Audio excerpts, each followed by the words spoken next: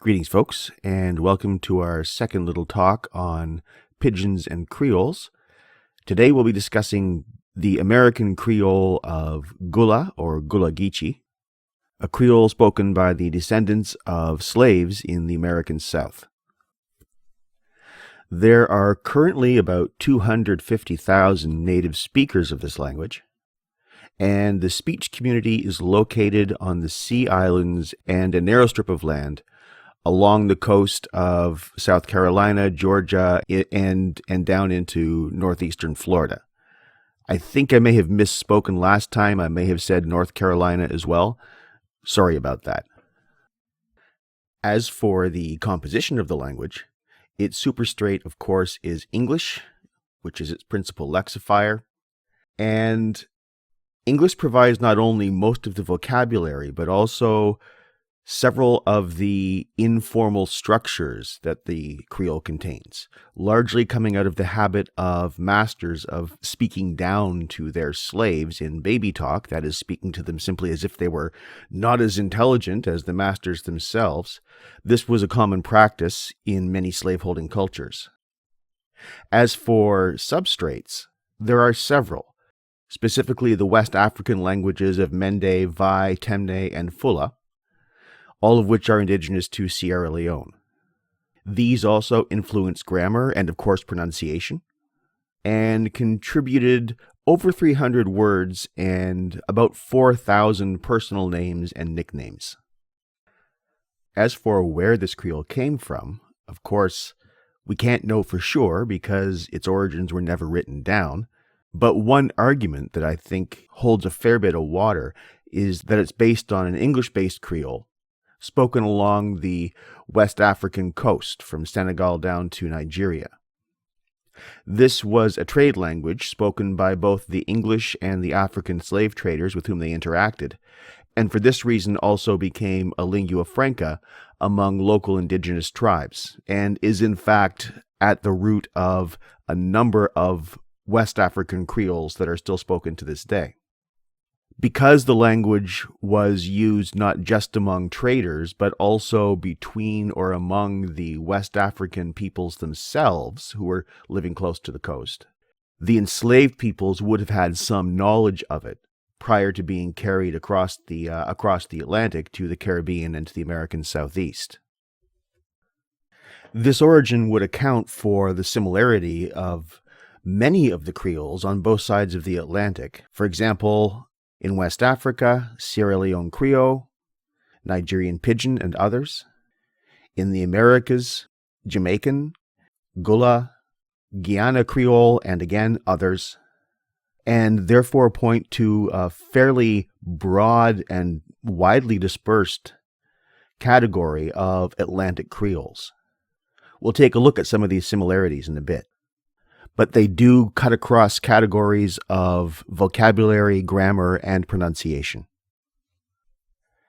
As for Gullah itself, here are just a few of the words that come from one or another of the West African languages that comprise its substrates. There's the word Joso, which means witchcraft in Gullah, and that's based on a Mende word, Njoso, meaning forest spirit. Another Mende word, Ngafa, meaning masked devil, becomes Gafa for evil spirit in Gullah. And sticking with Mende for the time being, the Mende word Ndo, meaning child, becomes Do, meaning child in Gullah. And the Mende word Kome retains about the same pronunciation, but in Gullah comes to mean to gather. While Anwanka, a Temne word meaning fetish or to swear, becomes Wanga or charm. Another Temne word, Anbento, meaning beer, not what you drink but what you lay a dead body on, becomes Bento for coffin in Gullah. Meanwhile, from Vai, the word Defu, meaning rice flour, also means Defu in Gullah. So even just this little sampling gives you an indication of the wide range of areas in the Gullah lexicon. containing vocabulary from one or another of the West African languages. Or if you'd like to make a specific comparison with another Creole, we can take a look at Sierra Leone Creole. Here are a few words that both Creoles have in common. One is bigyai, meaning greedy.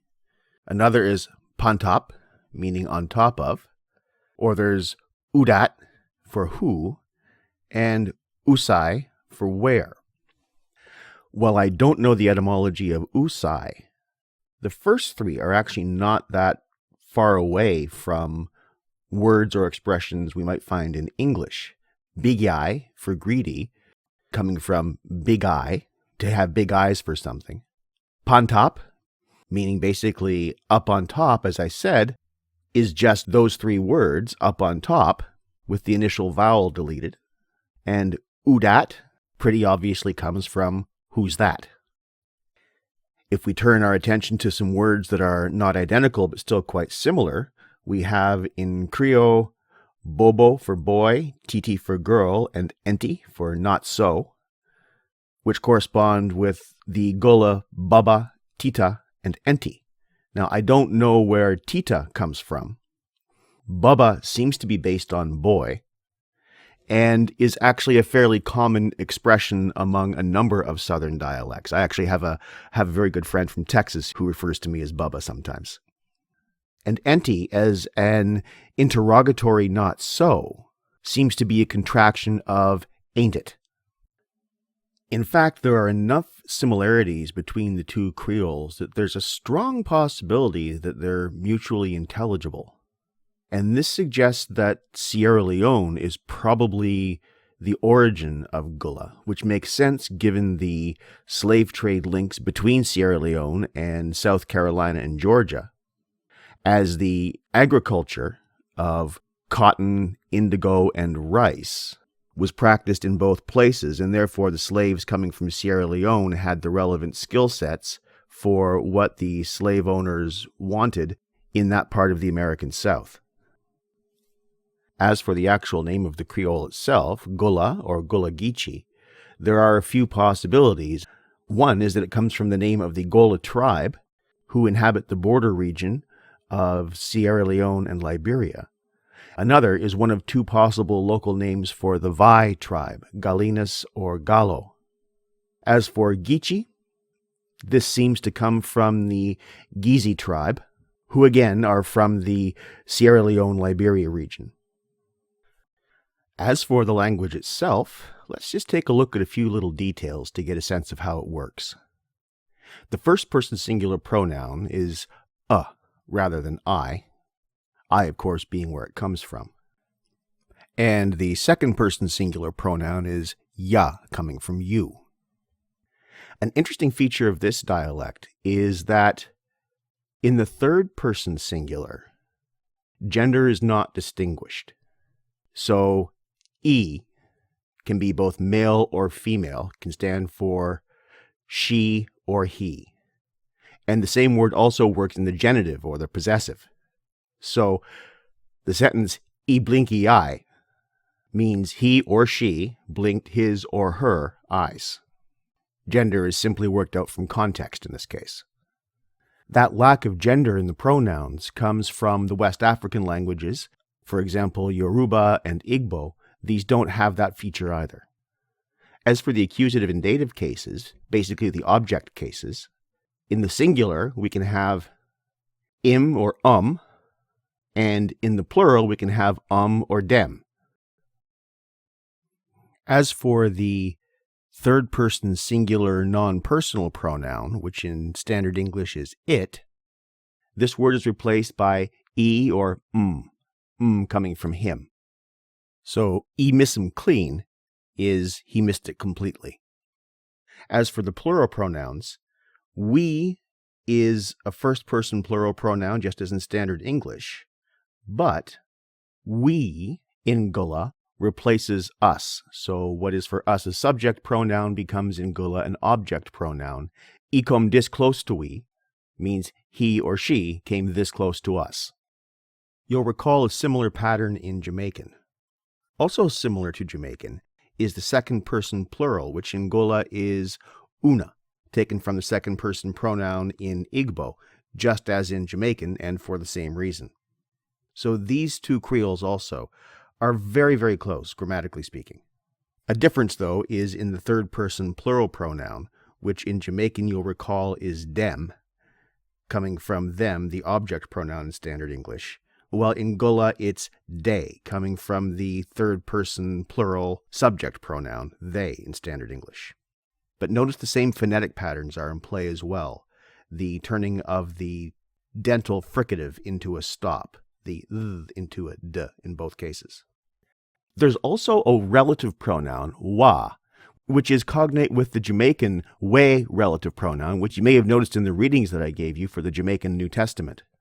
And just as in Jamaican, wa or we can be personal, that is, it can function in a way similar to Standard English who or whom, and it can be impersonal, that is, it can refer to an inanimate thing, so it can function as that or which as well.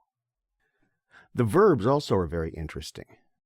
The simple past and simple present tense look the same. So, I helped them, I helped them, or I helped them. So once again, this would be determined from context. Notice as well that help is pronounced hep, that is, the consonant cluster LP is reduced to simply a P. As with Jamaican, many consonant clusters in Gullah are simplified. But let's take a look at the next verb tense on the list here, the past perfect progressive tense. So in Standard English, we might say, I've been helping them, or I have been helping them. In Gullah, it's I've been helped them. So been, coming from been, is consistent, but notice have doesn't occur here, nor is there an ing suffix at the end of hep. That is, the verb form itself, the root form itself, as with Jamaican, in its verb conjugations, remains unmodified. As for the future, I'm going to help them, they would say, a gwine help them. Gwine, of course, coming from going to, and this is the same construction as is used in Jamaican, just with a slight difference in pronunciation. When we move to the present perfect tense, which in Standard English would go, I have helped them, so have plus the past participle, we see a done helped them. So verb forms, of course, remain consistent, no prefixes, no suffixes, and done replaces have. If we take a look at the present progressive, which in Standard English would be I am helping them, we see a da help them, which translates directly into I do help them. In Standard English, the do periphrasis here would be just an emphatic, do you help them? I do help them. But in Gullah, it indicates the present progressive tense. That is, it becomes a copula verb, replacing to be. If we take a look at the past progressive, which in Standard English would be I was helping them, we find a binna helped them. Binna being a conjugation of to be, based on been or been. And now, before we move on to take a look at a few examples, I'd like to ask you to remember some of these verb conjugations. Maybe not memorize them, but keep the patterns in mind. The uses of forms of do and forms of be is something we're going to encounter again in a very similar way when we take a look at African American vernacular, which we'll be doing very soon. So, with that in mind, let's take a look at a few sample sentences. So, let's take a look at a few examples from the 19th century. The first one, that big dog, he bite him. That big dog, it bit him. It displays something called topicalization, which is giving a noun or a noun phrase directly before giving a pronoun that stands for the noun phrase and then using the pronoun itself as the subject of the sentence. So that big dog is the antecedent of e. Notice as well, and this is indicated by apostrophes, that a number of plosive consonants, for example, a terminal T, are glottalized. So rather than that or dat, it's dat with a constriction of the larynx. That is, it becomes a laryngeal plosive. Next down we have da him dat cry out so. And here we see an example of something called front focusing. Da is simply a positive marker. So it's not quite a word, it's a particle that indicates that whatever's going to follow is to be understood as a positive statement. The next one also is interesting, but for a slightly different reason. And it goes something like this. I tell him say dat dog for bite him. So a literal translation would be, I told him said that dog would bite him. And here say is functioning as a subordinating conjunction. So we could also translate that, I told him that dog would bite him. That is, it identifies the following clause as a subordinate or dependent clause. And you probably notice as well the use of f as the conditional would. We will see something like this in African American vernacular as well. So keep your ears open for that next week.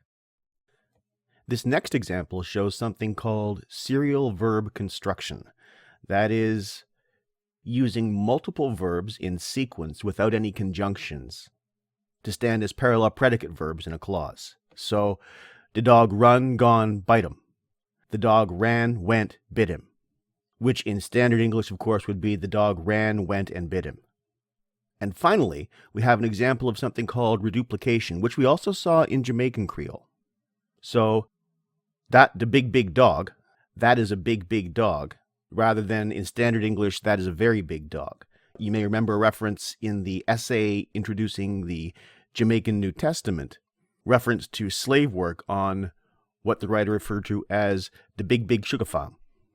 Duplication is actually fairly common in a number of languages, not so in English. In standard English, it comes across as somewhat childish.